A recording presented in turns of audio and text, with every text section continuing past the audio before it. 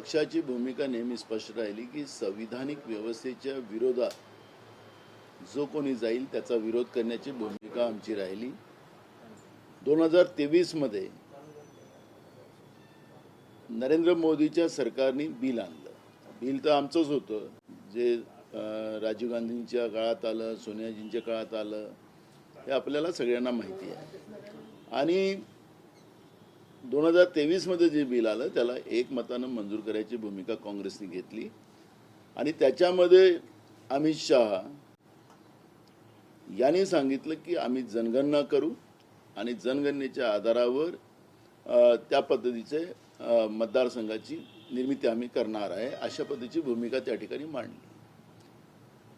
आता तुम्ही त्याच्यामध्ये जागा वाढवायचा प्रयत्न सुरू झाला तुमचा, म्हणजेच तुम्हाला लोकसभेमध्ये यावं लागलं, कारण की जागा वाढवायच्या झाल्या तर त्याला संविधानामध्ये बदल करावा लागेल.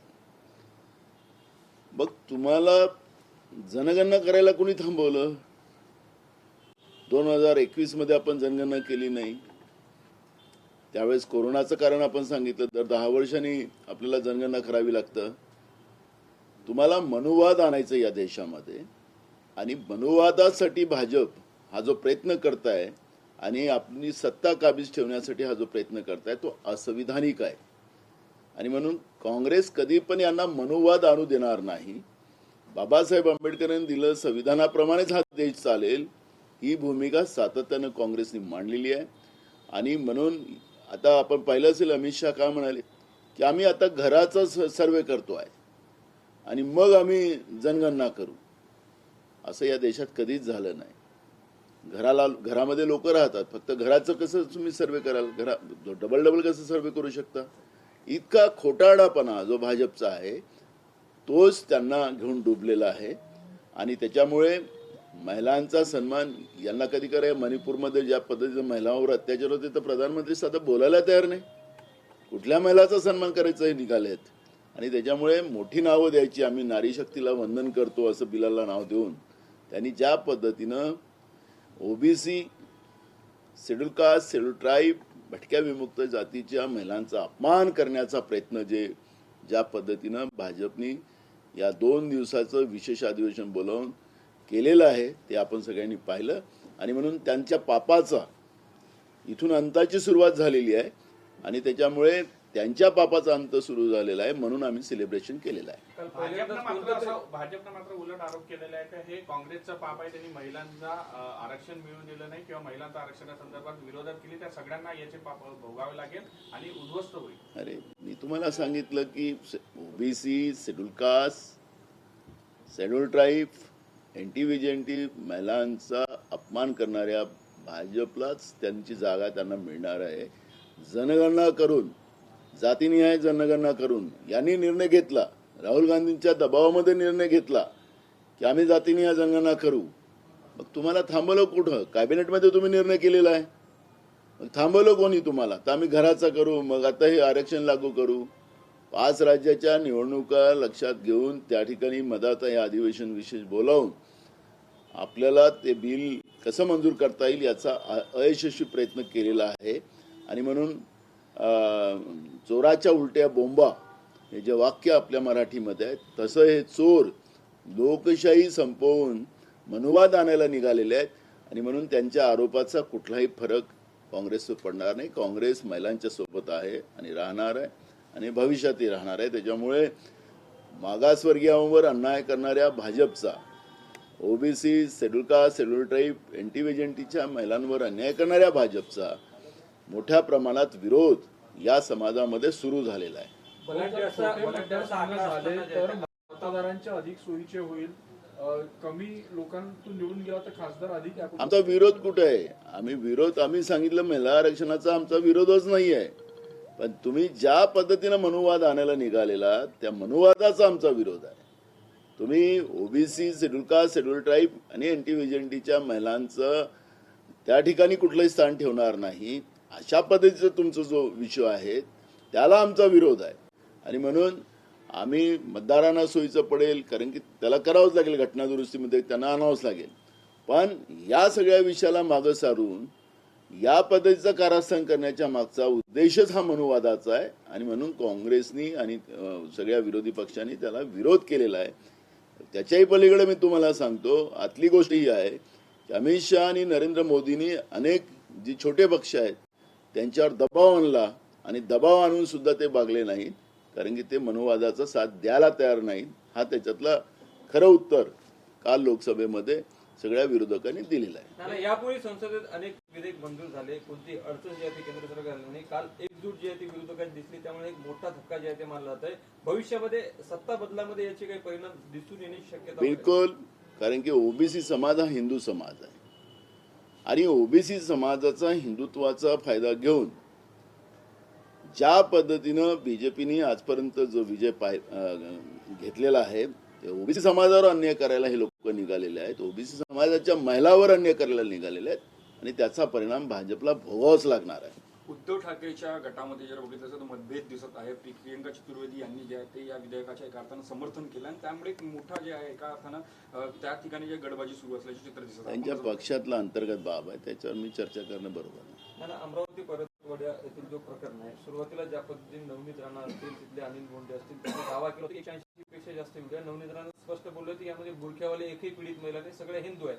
आता जो काही पोलिसांचा तपास आणि अल्पसंख्याक आयोगाचा अहवाल आहे त्यामध्ये सर्व पीडित जे आहे ते मुली मुस्लिम समुदायाचे आहे, यामध्ये एकही हिंदू नाहीत. त्यामुळे ज्या पद्धतीने जे आहे ते एक लोकप्रतिनिधी म्हणजे माजी खासदार असताना वक्तव्य सभेचे विषय असताना यावर वक्तव्य केले, त्यांच्यावर सुद्धा कारवाई व्हायची आता सामान्य मागणी होते. तुमचं काय मत आहे? महिला कुठल्याही धर्माच्या असोत, त्याला जात आणि धर्म नाही.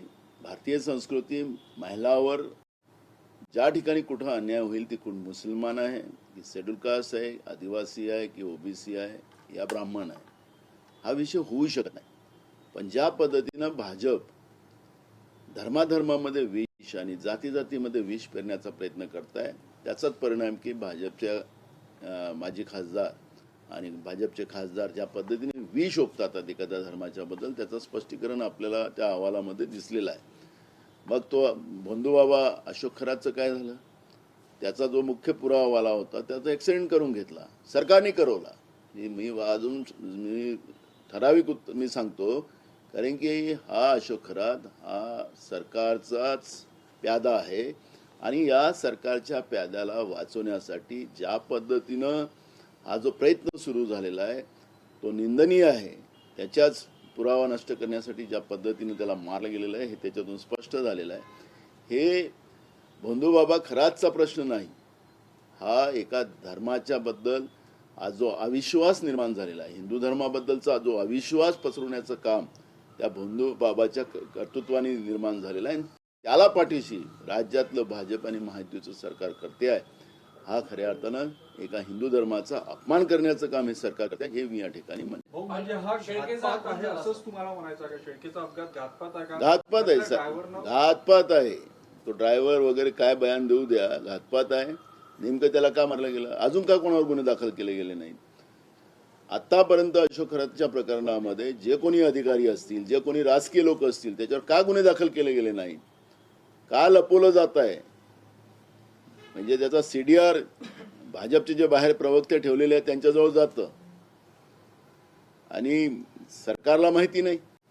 याचा अर्थ अशोक खरातच्या प्रकरणामध्ये मी जे वारंवार सांगतो की हा राज्याच्या भाजपचा आणि महायुतीच्या सरकारचा प्यादा आहे आणि त्या प्याद्याचा वापर केला जातो आहे आणि धर्माला भ्रष्ट केलं जाते. हे स्पष्ट आरोप नाही, ही वस्तुस्थिती मी मांडतोय. अशोक खरातच्या बाबतीत देखील असं होईल अशी भीती तुम्हाला वाटते? बिलकुल होणार आहे. मी तुम्हाला सांगतो, ॲब्स्टीन झाला असतो.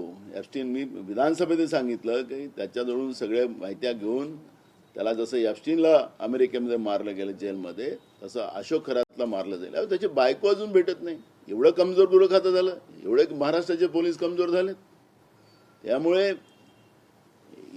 नेमकं मी विधानसभेत आरोप केला की तुम्ही एकदा त्याची फाईल तयार केल्यानंतर खराताची तो खरातला मारलं जाईल, हे माझं मी वस्तुस्थिती विधानसभेत मांडलेली आहे. भाऊ, या प्रकरणामध्ये खून झाला असं शेळकेचं असं तुमचं म्हणणं आहे, काय तुमचा आरोप आहे? मी सांगितलं घातपात आहे. आता घातपात करवलेला कोण असेल, एवढं सगळं असताना तो ॲक्युज आहे, त्याच्याजवळ सगळी माहिती होती. कसं त्याला नेमकं त्याला टार्गेट का केलं गेलं? आणि तुम्हाला एक गोष्ट माहिती आहे की मध्य प्रदेशमध्ये शिवराज चव्हाणच्या काळात तो परीक्षाचा घोटाळा झाला होता, व्यापम घोटाळा, आणि तिथं भाजपचं सरकार होतं. जेवढे कोणी त्याच्यातले पुरावेदार होते सगळ्यांना मारून टाकलं. असेच अपघात झाले वेगवेगळ्या पद्धतीनं. आणि त्याच्यामुळे भाजपची एक्सपर्टी मध्य प्रदेशमध्ये आपण सगळ्यांनी पाहिलीच आहे व्यापम घोटाळ्यामध्ये. त्याच्यामुळे या सगळ्या पुराव्यांनाच नष्ट करायचं आणि आमचा जो कुठलाही पुरावा नाही या पद्धतीनं भूमिका मांडायची, सगळी फाईल तयार करायची एप्स्टीनसारखी, आणि एप्स्टीनसारखी फाईल तयार करून जे राहुलजी सांगतात आहे की 16 नंबर जो सांगतात ना राहुलजी, काल पण त्यांनी सांगितलं, तो 16 नंबरचं पानच गायब करून टाकलं. त्यामुळे आता वेळेवर ते सगळं पान येईल बाहेर. पण मूळ प्रश्न आहे की हे एप्स्टीन जो आहे ते सेम खरातमध्ये हे लोक करतात. घराचा एन्काउंटर होऊ शकतो. त्याला जेलमध्ये टाकून मारू शकतात, एप्स्टीनला तसं केलं तसं काही पण करू शकतात. कोणाला अटॅक केव्हा आणू शकतील, केव्हा कोणाला मारू शकतील, काही गॅरंटी थोडी आहे यांची.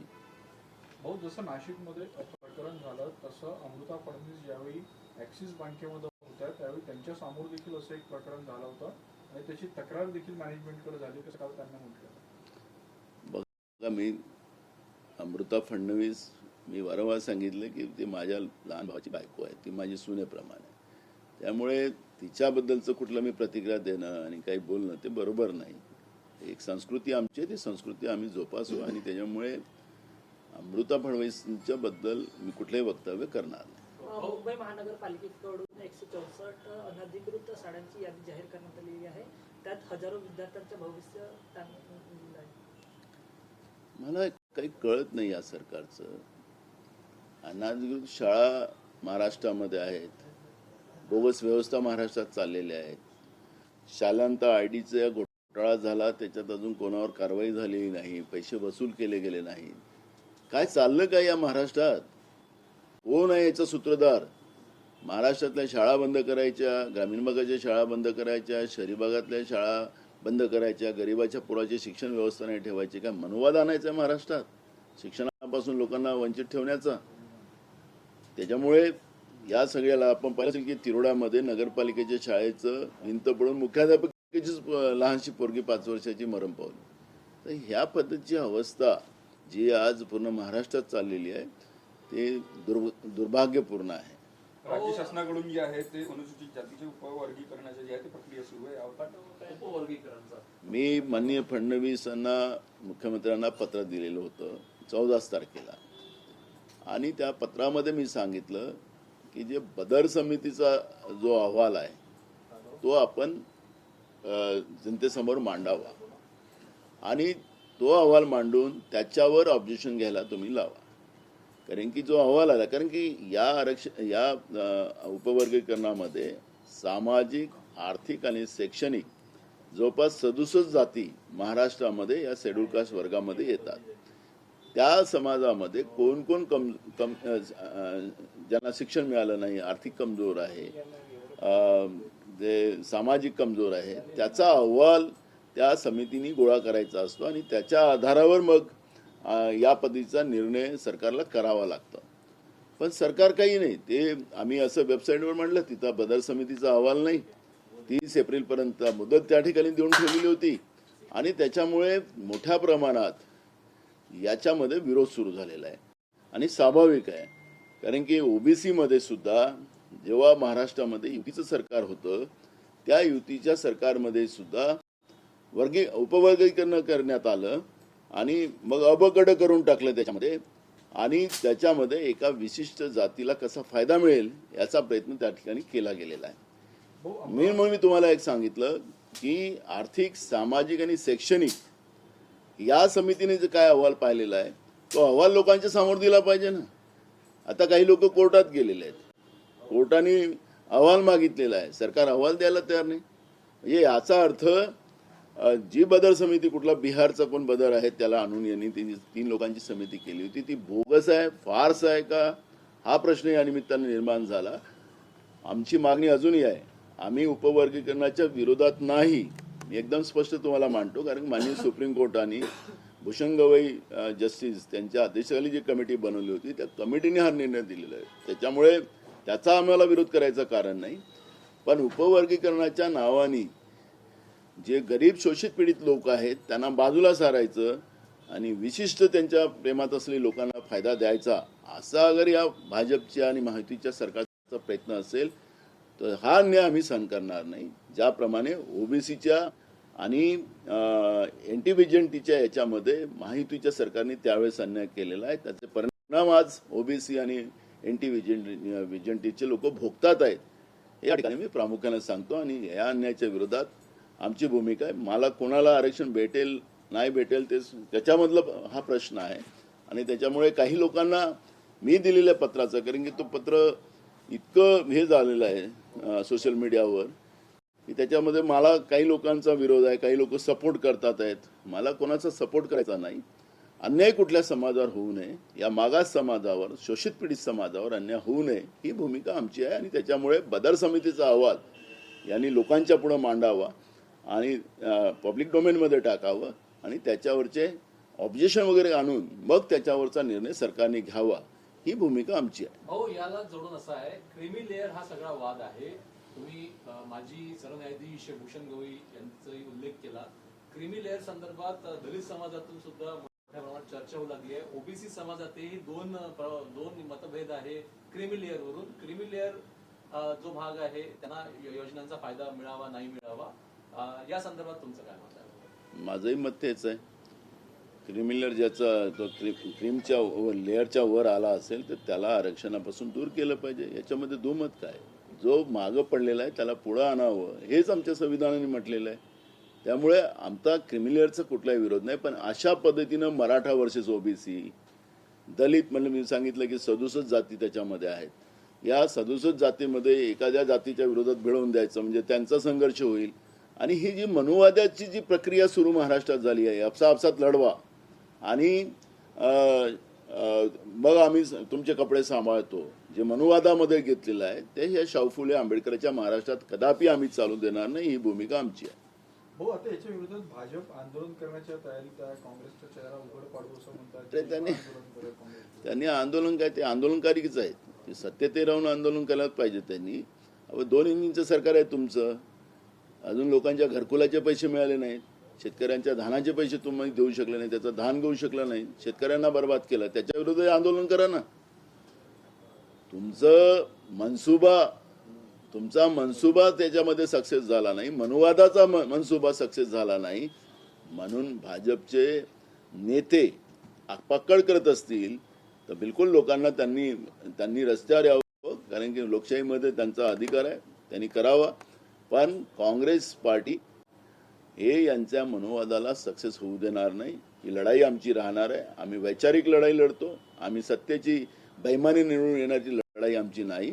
त्यामुळे आम्ही लढू आणि आम्ही जिंकू, ही आमची भूमिका आहे. भाऊ, ज्या पद्धतीने 131वी घटना दुरुस्ती झाली नाही आणि देशभरामध्ये सगळीकडे चर्चा सुरू आहे, सोशल मीडिया इकडे तिकडे, आगामी काळात हे सगळं जे प्रकरण झालं याचा फायदा भाजपला मिळेल, काँग्रेसला मिळेल, कोणत्या आघाडी? बघा, आम्ही फायदा काय मिळेल, कोणाला नाही मिळणार आहे, खोटं किती कोण जास्त बोलणार आहे त्याच्यावरचा आधार आहे आणि लोकांनी काय समजावं तो त्याचा इश्यू आहे. पण मी तुम्हाला जे काही भूमिका आतापर्यंत मांडली ती आजही आम्ही ते कायम आहोत की आम्ही, आमचे नेते राहुल गांधीजींनी सातत्याने ती भूमिका मांडली, रस्त्यावर असेल, संसदेमध्ये असेल, सगळीकडे ती भूमिका मांडली की जातीनिहाय जनगणना करून. कारण की 2023 मध्ये जे महिला आरक्षणाचं बिल काँग्रेसच्या सपोर्टनी बीजेपीने मंजूर केलेलं होतं, नरेंद्र मोदीच्या सरकारने मंजूर केलं होतं, त्या बिलाला आता का नाकारताय? त्यावेळेस तुम्ही म्हणला होता की आम्ही जनगणना करू आणि जनगणनेमध्ये या सगळ्या गोष्टीचा सहभाग करू. आता का बदललात? म्हणजे तुम्ही ज्या पद्धतीनं व्यवस्था निर्माण करताय आणि ओबीसी महिला, शेड्यूल कास्ट शेड्यूल ट्राईब महिला आणि एनटी व्हिजंटीच्या महिलावर अन्याय करायला तुम्ही निघालात. त्याच्यामुळे या समाजाची लोक आता याच्यावरचा निर्णय घेतील आणि त्या पद्धतीचं कोणाला नुकसान होणार, कोणाला फायदा होणार हे तुम्हाला वेळ सांगेल. भाऊ, परतवाडामध्ये जी घटना घडलेली आहे त्यावर आता राजकारण सुरू झालेलं आहे. भाजपचे 2 नेते म्हणजे अल्पसंख्याक आयोगाचे अध्यक्ष राजकीय आरोप प्रत्यारोप करायला लागलेले आहेत. तिच्या माजी खासदार देखील आरोप प्रत्यारोप करतात. कुठेतरी मूळ मुद्दा डायव्हर्ट करण्याचा तुम्हाला हा प्रयत्न? बिलकुल आहे. भाजपला एखाद्या धर्माला पकडायचं कोंडी आणि त्यांचा टार्गेट धर्म कोणता आहे भाजपचा हे सगळ्यांनाच माहिती आहे. त्यामुळे मी त्याच्यावर जाणार नाही, कारण की या पद्धतीचं गलिच्छ राजकारणात कधी आम्ही पडलो नाही ना पडणार पण नाही. पण ज्या पद्धतीनं भाजप एखाद्या धर्माला टार्गेट करून आपली पापं लपवायला निघालेली आहेत, अदानी बरोबर त्यांचे जे व्यवहार चाललेले आहेत महाराष्ट्रामध्ये, ज्या पद्धतीनं राजस्थानला विकण्याचं काम, लिलाव करण्याचं काम, त्याला देण्याचं काम जे करतात आहेत, हे लपवण्याचं काम जे भाजप करते आहे. आणि त्याच्यामुळे असे काही पिलोंटू सोडायचे आणि या पिलोंटूला सांगायचं की तुम्ही आपलं पोंगा वाजवत ठेवा आणि सरकारच्या पापाकडे लोकांचं लक्ष डायव्हर्ट करा आणि 24 तास तुमच्या त्या बातम्या चालू द्या, असं ते त्याच्यातलं कारण आहे. पॅरे खान जे गडकरी यांचे सहकारी समजले जातात, रोड सेफ्टीमध्ये राज्यमंत्री आहेत, ते अल्पसंख्याक आयोगाचे अध्यक्ष आहेत, फडणवीस साहेबांच्याही मंत्रिमंडळामध्ये कॅबिनेट रँक त्यांना आहे आणि त्यांचं आणि नवनीत राणा यांच्यावर पोस्को अंतर्गत कारवाई करा. पंतप्रधान आणि गृहमंत्र्यांना ते पत्र लिहिणार आहे की नवनीत राणा यांच्या कटपट्टी करा. त्यामुळे या सगळ्या बोल कोई और रहा है, शब्द किसी और के. आता नवनीत राणा नकोशी झाली असेल फडणवीसांना आणि गडकरींना, म्हणजे भाजपला, म्हणजे मी दोघांचंच नाही पण भाजपला. त्याच्यामुळे आता नवनीत राणाला कसं टार्गेट करता येईल म्हणून पॅरेखानची बिर्याणी खाणारी लोक जी आहेत नागपूरमध्ये, पॅरेखान कुठल्या पक्षाचा आहे तर सगळ्यांना माहिती आहे. त्यांना एकीकडे त्या धर्माचा विरोध करायचा आणि एकीकडे त्याची बिर्याणी खायची पॅरेखानची. त्यामुळे या पक्षातल्या अंतर्गत जे काही बाबी असतील त्या वेळेप्रमाणे आपल्याला कळेल. राहुल गांधीचं दुहेरी नाणी बिर्याणी मी खात नाही, मी शाकाहारी आहे.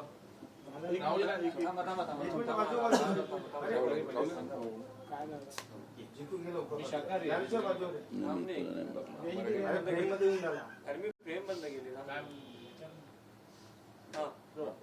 सर, भाऊ, राहुल गांधी हिंदी नागरिकत्वाच्या बाबतीत जे बोलला त्या बाबतीत तुमचं काय मत आहे? बघा, अलाहाबाद कोर्टाने राहुल गांधीवर गुन्हे दाखल करायचं त्या ठिकाणी सांगितलेलं आहे. आपण पाहिलं असेल की राहुल गांधीवर अशा पद्धतीचे जवळपास 35-36 गुन्हे दाखल पूर्ण भारतभर झालेले आहेत. आपल्याला माहिती असेल की राहुल गांधी यांचा बाप राहिलेला आहे. राहुल गांधीला नेहमी टार्गेट करण्याचं काम मोदी आणि अमित शहाच्या सरकारने केलेलं आहे आणि राहुल गांधी यांचं टार्गेट आहे, कारण की राहुल गांधीजी यांच्या सगळ्या गोष्टी जनतेसमोर उघड करतात आणि राहुल गांधी यांच्यासाठी खटकतात आहे. त्यामुळे राहुल गांधीला कसं फसवता येईल, राहुल गांधीला कसं अडकवता येईल. आपण पाहिलं असेल की त्यांचं लोकसभेचं सदस्यत्व मागच्या काळात रद्द करण्याचा पाप या लोकांनी केला आणि माननीय सुप्रीम कोर्टाने त्याच्यामध्ये त्यांना त्यांच्या बाजूने, राहुल गांधींच्या बाजूने निर्णय दिला आणि त्यांचं सदस्यत्व पुन्हा कायम झालं. म्हणजे हे या लेवलवर आहेत की राहुल गांधीजी आमच्या विरोधात बोलू नये आणि म्हणून त्यांना त्या पद्धतीचा दबाव आणण्याचं पाप हे मोदीचं सरकार करताना आपण पाहतो आणि त्यांच्यावर मात करून राहुल गांधीजी भारताच्या संविधानासाठी आणि भारताच्या प्रत्येक नागरिकासाठी लढाई लढते आहे आणि त्याच्यातूनही या पद्धतीच्या आरोपामध्ये त्यांना काही होणार नाही. ते एकदम त्याच्यातून बाहेर येतील आणि हा जो आरोप आहे हे पुन्हा नरेंद्र मोदी सरकार उलट्या तोंडाच्या खाली पडेल असं चित्र आपल्याला मी या निमित्तानं सांगतो. भाऊ, हिंदी में बताइए.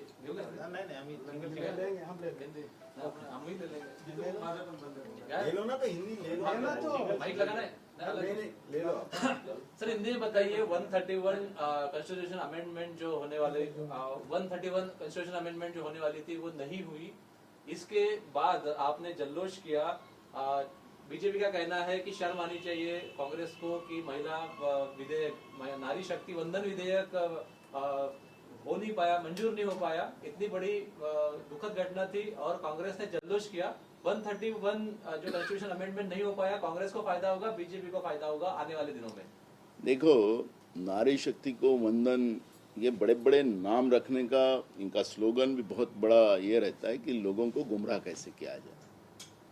फिर मणिपुर में महिलाओं पे अत्याचार हो रहा है, अभी भी वहाँ पे जो आग लगी हुई है वो अभी भी बुझी नहीं है. देश के प्रधानमंत्री, देश के गृह मंत्री उसके ऊपर बोलने को तैयार नहीं है. तो क्या ये नारी शक्ति की वंदन करने वाले लोग हैं?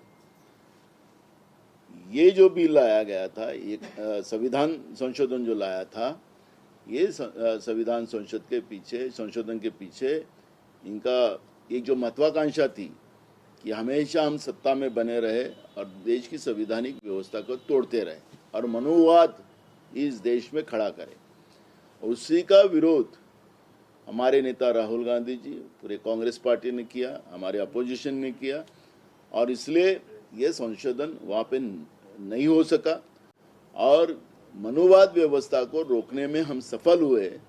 उसका जल्लोष हम मना रहे हैं।